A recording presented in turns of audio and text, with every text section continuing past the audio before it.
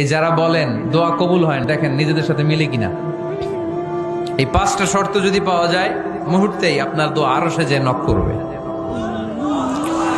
1 number শর্ত আকলুল হালাল, হালাল খাওয়া। 2 নাম্বার শর্ত দোয়াটা করতে হবে একজনের কাছে, তিনি কে? চাইতে হবে একজনের কাছে, তিনি কে? 3 নাম্বার ইয়াকিন থাকতে হবে যে আমার দোয়াটা কবুল হচ্ছে।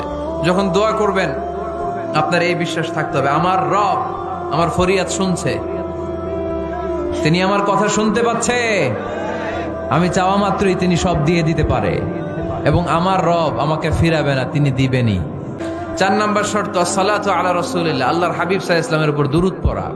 5 নাম্বার সর্বশেষ শর্ত হলো মুওয়াফাকাতুদ দুআ বিদ-দাওয়াব। শুধু দোয়ায় কাজ হয় না, দোয়ার সাথে মাঝে মাঝে দাওয়ারও দরকার আছে না নাই? দোয়াও লাগবে, দাওয়াও লাগবে, ঠিক কিনা?